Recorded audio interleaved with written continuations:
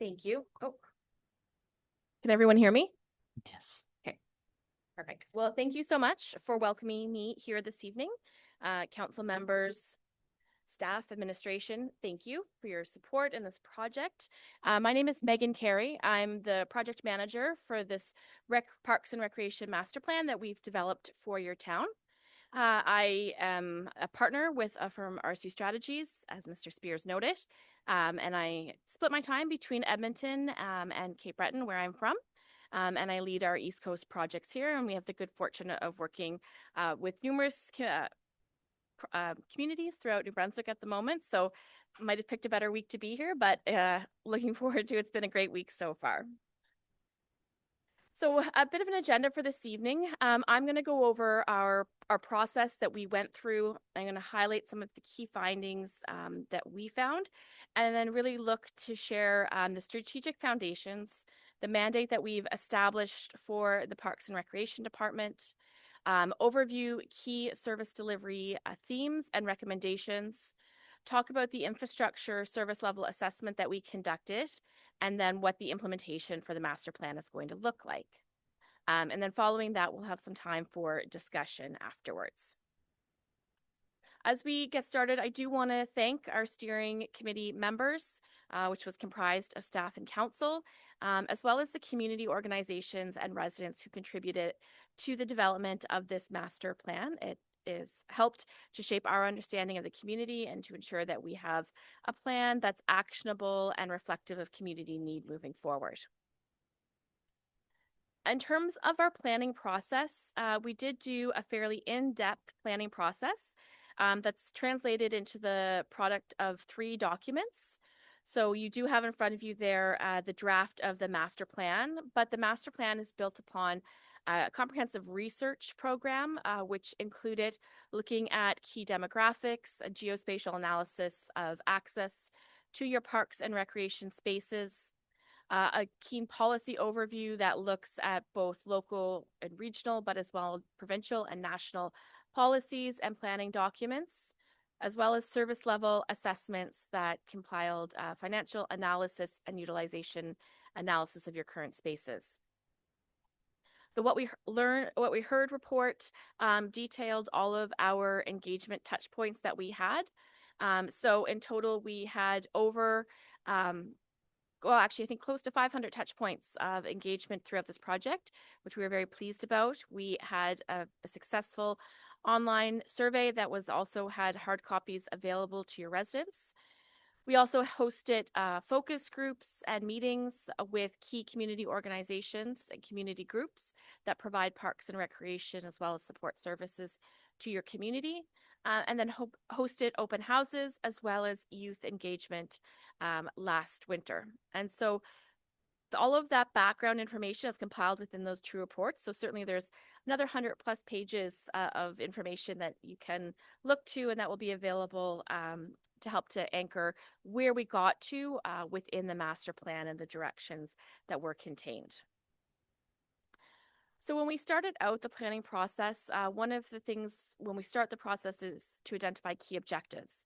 And as you'll see, these key objectives become reflected in what you see within that master plan in front of you.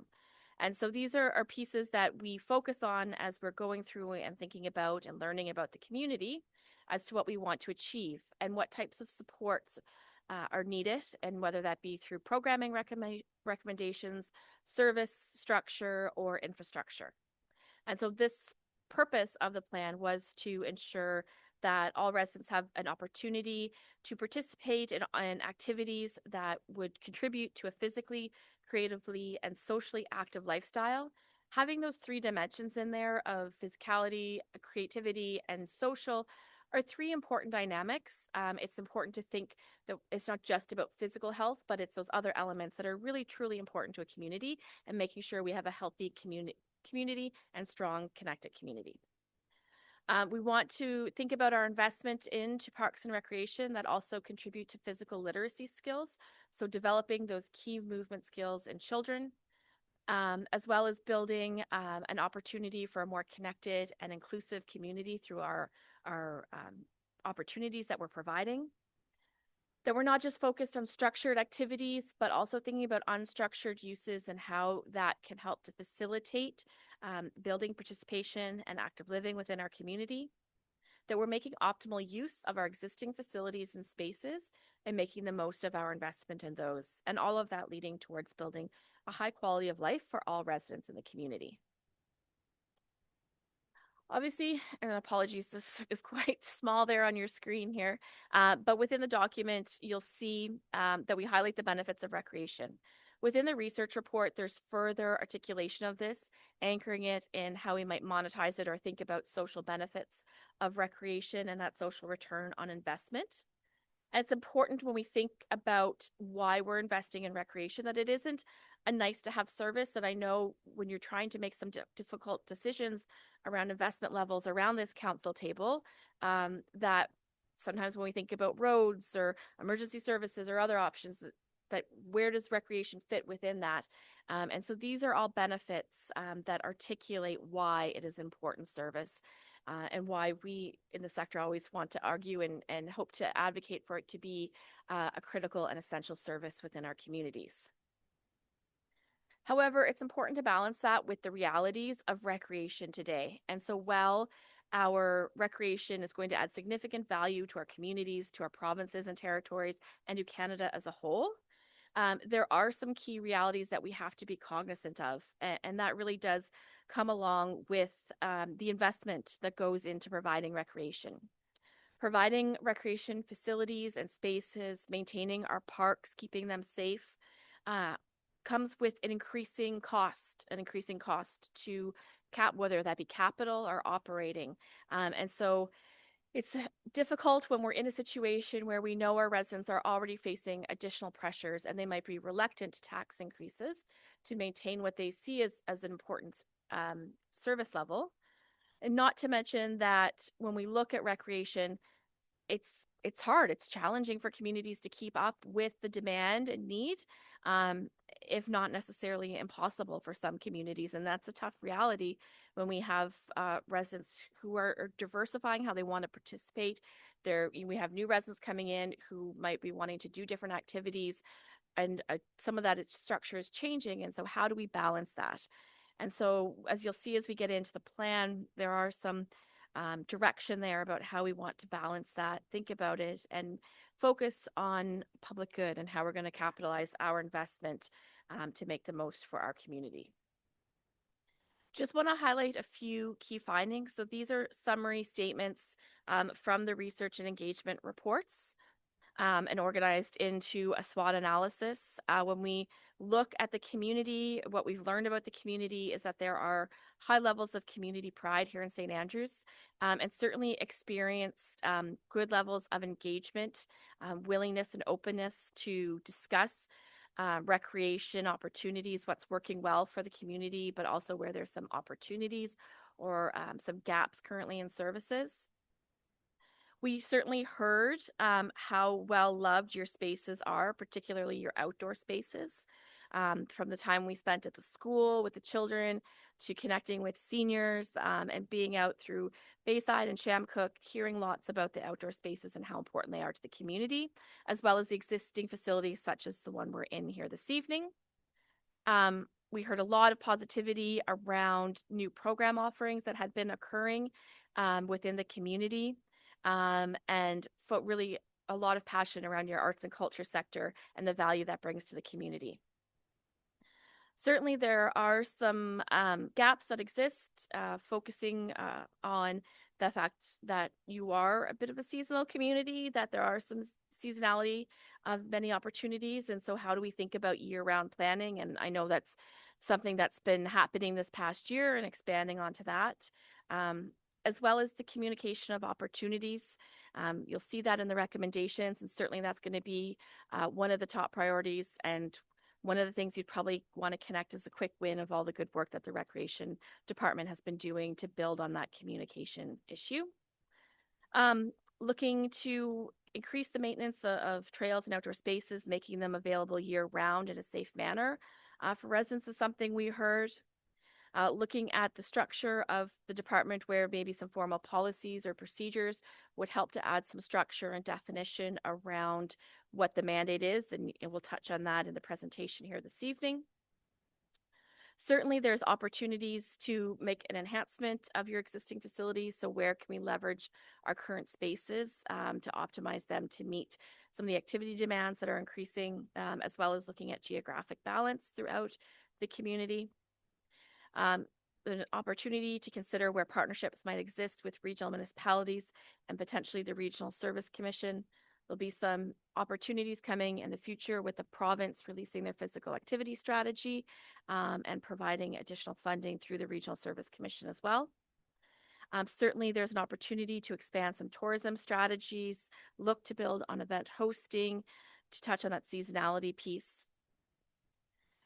Opportunity to enhance data-driven planning. So, working on the booking software, for example, within the community, within the recreation department, to have keener insights into how your spaces and programs are being used, as well as how we can think about climate resilience in our future infrastructure provision and maintenance of our spaces.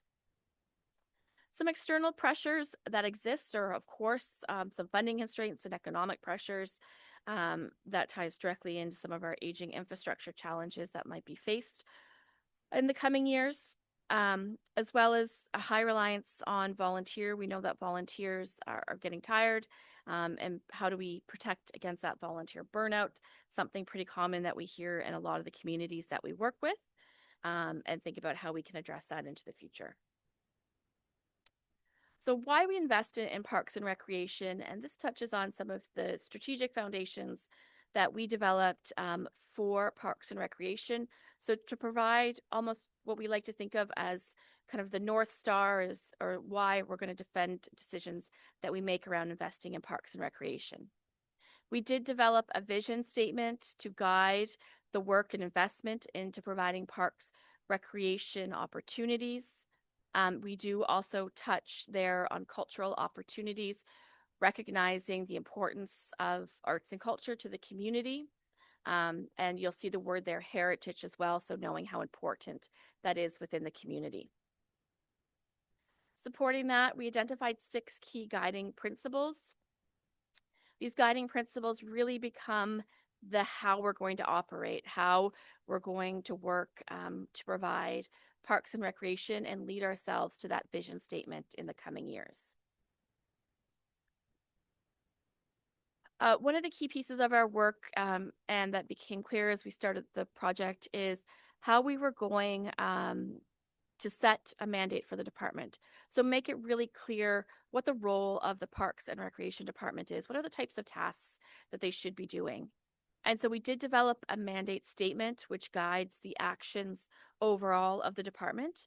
And you will see within your package there in the actual master plan where we do have a key description of roles and responsibilities for the Parks and Recreation Department. So that's hopefully leaning towards providing a bit more clarity into the roles of the department, recognizing that there has been some changes, and so hopefully that will help to, as well as we lead into the implementation phase, provide clarity. So now we're going to touch on key service delivery themes, as well as the recommendations. And I'll highlight some of the key tactical actions as well that are associated. So within the service delivery themes, we did organize them along 5 key themes. And so within each of the themes, there are recommendations. Those recommendations, there's 13 in total. And then you'll see in the back in the implementation section where we've built out implementation actions for each of the recommendations, and as well as starting to indicate some individual performance measures. So when we look to evaluate our progress that has been made and the work that's been done, and what we've recommended to be an annual review back to council each year, that's a starting point for the manager to look as how he might articulate the work that's been done. So for example, here in theme 1, which is to promote communication and awareness, we have 2 recommendations that you'll see. You'll also see there on the right-hand side, goal, active living and recreation capacity. So that's tying in with the goal set out for the framework for recreation in Canada. So that's the national framework that guides the delivery of recreation services and opportunities. It's a national document that's been endorsed by the provinces and territories. It connects broadly and is recognized by the Government of Canada in terms of grants and fundings that get dedicated to recreation. And so it's an important signal as to how this recreation master plan connects with the broader national framework and helping to achieve those goals. One of so two of the key recommendations here around strengthening parks and recreation and public engagement and communication. So when we get into that and some of the implementation actions, one is actually around branding and how can we improve that. And that's something that's actually ongoing, and our team is supporting Mervyn and his team and developing some templates around so having consistency with social media and posters around town, as well as additional logo support for the youth center. So that's just one example of how work is already being implemented from this master plan work. The theme 2 is around strengthening partnerships and collaboration. So certainly we know one of the key pieces when we're talking about delivering recreation in the community is that it can't just be one sector that's doing it. It's important that it is across many different sectors and collaboration that brings in consideration from education, health, and tourism. And so we're seeing that at a local level in the communities that we work with, but also that's the new national direction around collective impact that we're looking to bring more to the table. And if we understand all of these kind of broad impacts or resources, we can do better to share and leverage within our communities and meet the needs of our residents. And so, for example, with the engagement that we did here, we did connect with the schools. We actually went and met with students and heard from them, as well as had a chance to speak with the teachers. We met with your tourism sector, as well as with the Regional Service Commission and health representatives. So bringing in that understanding of where these different sectors are serving your community and how that can contribute into the future. In terms of partnership, within the back of the document, you'll see a partnership framework. So that's a framework that can help as the town looks to create partnerships, whether it's with local organizations, even with other municipalities, to help to deliver parks and recreation within the community. The third theme is around improving utilization. So how can we start to improve our spaces that we currently have, starting to enhance that? And so looking at trail connectivity and signage, you'll note within the implementation actions and as well within the amenity level that I'll speak to here in the next section, it does include notes around expanding connectivity through Bayside and Shamcook, as well as looking about how we can foster active transportation in the community. As well, looking at your indoor spaces, so thinking about how we can, through flexible planning and perhaps a co-location of services, so building on how you're doing that now, enhance opportunities for our residents to be active. I think one of the key things that we did here in our engagement is there's lots of opportunities for seniors in the community. There's lots of youth activity, but where do our adults fit into that? And so thinking about how we can create opportunities if our parents are coming in to say the arena and their child is playing hockey, is there a way that we can provide some sort of opportunity for them to be active while they're doing that? Second is around optimization of operations. So how we can build and use data to inform our decision making. You'll see some key recommendations around that again within the implementation part. Of course, a key piece is that registration software. So looking to how we can start to pull more data from there to understand how our facilities and programs are being used.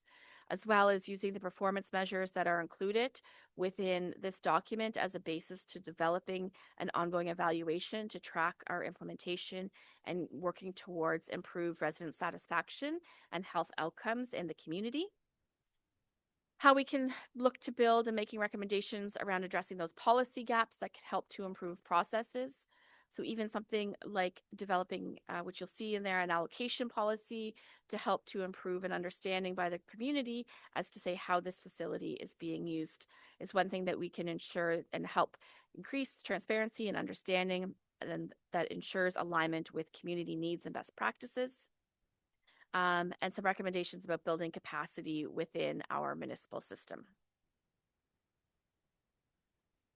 The last theme is enhancing accessibility and inclusion. So this is something that is both a piece that we heard within our engagement, but also comes from our research and understanding of the recreation sector, and how we want to ensure that our spaces and our programming are welcoming to all in our community. You'll see their recommendation 11 about developing accessibility audit action plan and audit. So those actually have been already partially completed. So another example about how this master plan is already being implemented and working towards. But so then how can we build an action plan from those audits that are being completed? How are we thinking about inclusive recreation opportunities within our services, as well as implementing IDEA, so inclusion, diversity, equity, and access training for staff and volunteers. So our frontline staff ensuring that they have the appropriate training that's needed so they feel comfortable. And most of the time when we make this recommendation, we know that our staff have the best of intentions, and it might just be that they're unsure of something, or they don't have the right tool or toolkit to help them support inclusion and inclusive opportunities. And so how can we provide that comfort level to ensure that we're meeting the objectives and that all of our residents feel welcome in our spaces? So those are our 5 key themes, as well as the 13 supporting recommendations. Within the subsequent section, you do see an implementation plan. The implementation plan contains actions that align with each of those recommendations. They were designed to be practical and achievable, and aligned with town capacity and resourcing. It's really important. Obviously, when we develop these plans, you want to ensure that they are developed within consideration of the capacity of your administration and staff, but also aligned with your resourcing as well.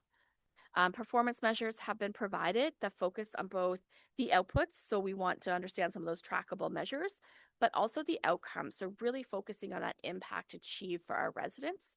And by creating those performance measures and by providing that as a starting point for your staff to take out and to build into their own plan, reflects a commitment to evidence-based decision-making and continuous improvement for the department, for the town, and for your partners as well. The next piece was an infrastructure service level assessment and strategy. So this is where we compiled a list and we looked at 12 indoor amenities and 12 outdoor amenities. And so amenities are the spaces in which activities occur. They're not a whole facility. So it's not necessarily the facility would be this complex, and the arena would be your amenity. And so looking at it at that amenity level helps us to have a better nuanced understanding of the use of an amenity, as well as future demand and need within a community. This section of the report provides some strategies to help provide prioritization and to guide investment over the next 10 plus years. When we looked at how we created these strategies and the inputs that went in, we looked at the demographic analysis that's contained within the What We Learned report. We looked at resident demand for activities, which was contained within the What We Heard report, and our engagement that we did, as well as community group information that we gathered from our interviews that we hosted with your community groups. We took into consideration facility and space assessments where available, as well as our own touring of the spaces. We took into consideration financial viability and tying into that resource comment earlier, as well as trends and leading practices. So when we work with communities across Canada, What do we see about participation trends when we connect with whether it be provincial sport organizations or cultural leaders? What are we hearing about the trends that are existing, and what might we see coming into the future? I always say if I could have predicted pickleball 10 years ago, I would be a very wealthy lady.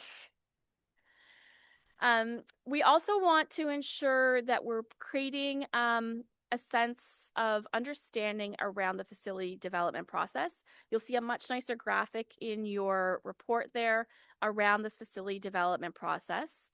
And this is a very simplified version of what we go through if we were going to look at developing a new facility.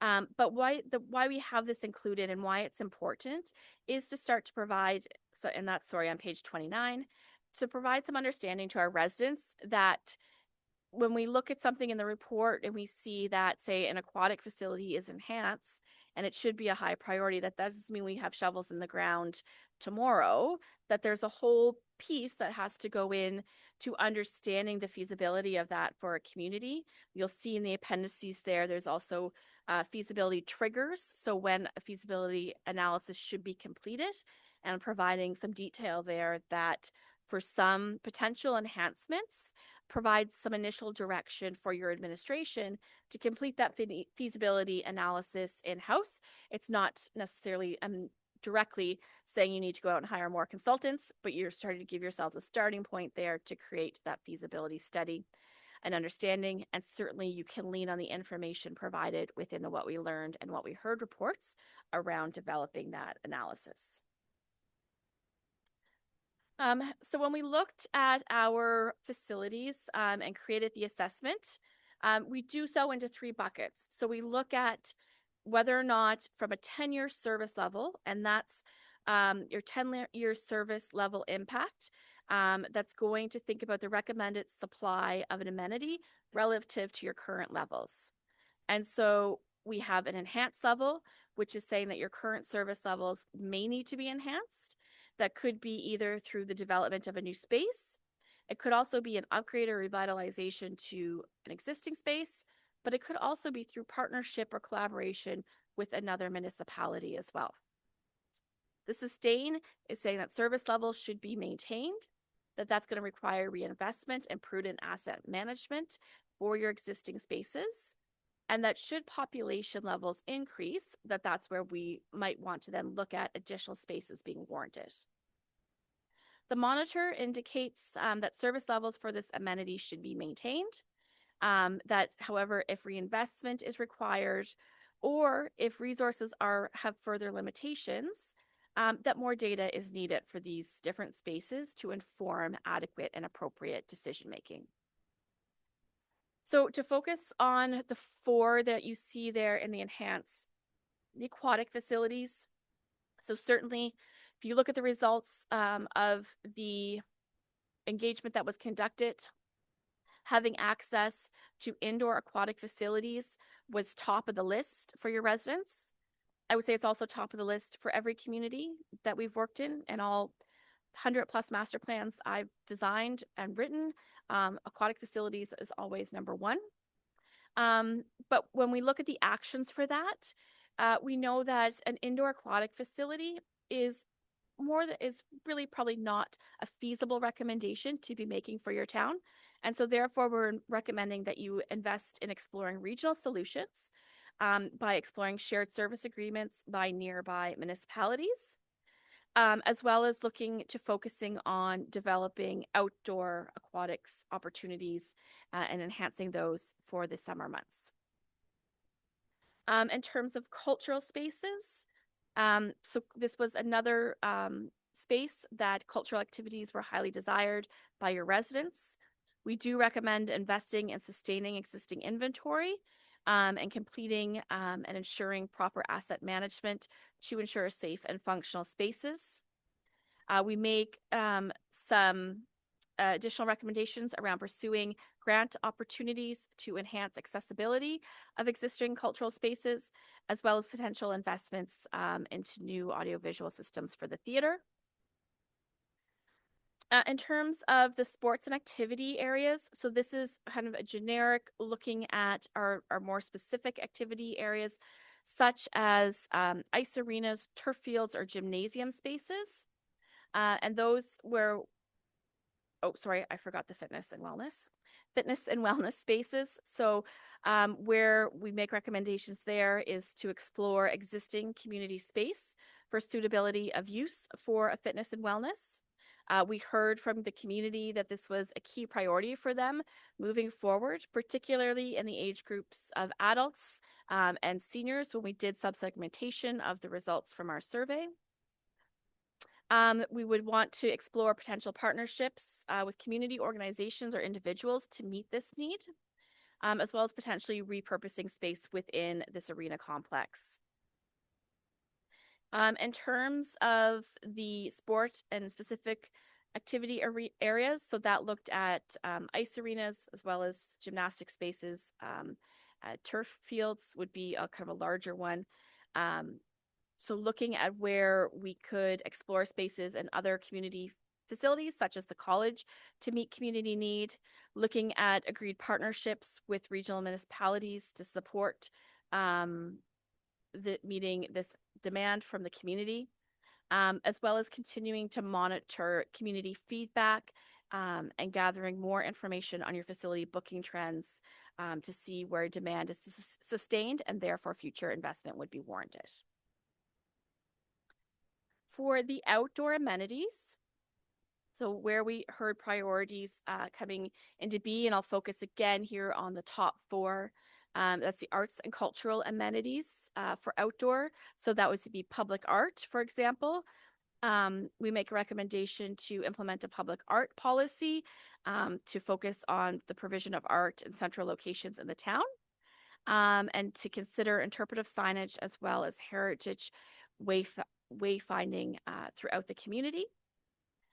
The court facilities, so think about or to consider resurfacing of current courts, as well as over the next 10 years to look at the development of a central multi-use outdoor court that could accommodate both pickleball and tennis in a partnership with local organizations. For the trails, and that includes both paved and unpaved trails, we want to focus on sustaining and improving our existing trail network system. Would like to look at additional support amenity improvements, as well as looking at overall connectivity. There's a recommendation to explore trail connections to Shamcook as well as to Bayside, which would help to enhance active transportation and trail network use within the community. In the future, to consider investing in a trails and active transportation master plan, and that will help to fulsomely understand the gaps and connection points. There's also will be an opportunity to align as the province is currently developing their own trail system, trail classification system for the province.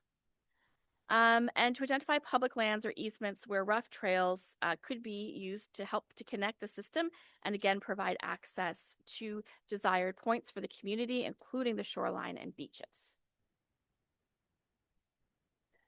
To support the infrastructure assessment, there is that partnership framework that I mentioned that can help to support work ongoing where we look for our partners, both community or other municipalities, in order to meet some of those demands, as well as the feasibility study triggers. So to help administration understand when they may need to look at feasibility analysis before making a significant investment, as well as what a feasibility study might look like. So providing that as additional context to support future work of administration in the provision of recreation and parks. So when we're talking about the implementation of the master plan, we did identify some critical success factors and what will lead council and administration to meeting the needs of the community. It's important to have council support for implementation of priorities and for resource allocation, and to have commitment from leadership within administration as well to support the delivery of recreation opportunities. One of the key inputs, of course, will be to consider having and ensuring adequate staffing and operational budgets within the realistic considerations of town resourcing. We'll want to have sustained community engagement and partnership collaboration. So to continue to draw in feedback and creating ongoing feedback loops with the community as well as our partners that we work at. And that will tie in and lead to that regular monitoring, evaluation, and adaptive management that's based on that performance data that we're recommending is gathered as part of this work. We'll need to focus on ensuring an integration of these recommendations with broader town capital planning, budget processes, as well as the strategic priorities of the future council. And importantly, we want to celebrate our successes, want to recognize the good work that the town is doing in building a high quality of life and meeting the needs of residents. We want to focus on being transparent with our communication about our progress that we make in implementing the plan and the recommendations, as well as the identification of challenges or stumbling blocks that happen along the way, which will be inevitable. One of the key recommendations we do make is around annual reporting. And so that is that the Parks and Recreation should be providing an annual progress report to Town Council that's going to summarize the implementation status of each of these recommendations. You'll see within the master plan, we do give timelines recommended for each of those tactical actions. I would say that's going to shift and change. It should be looked at as a living document in that sense with the implementation plan, because there will be changes to the community. There'll be funding opportunities that arise, and it'll be important that the department is flexible and adaptive. We certainly want to focus on key accomplishments and milestones, report on how we're meeting the needs of the community, and focusing, of course, on prudent financial management, budget implications, and resource requirements for the coming year. So I appreciate the time here that you've taken to come out in this blustery, snowy evening to listen to me for the past 40 minutes, and certainly your worship and council and administration to answer any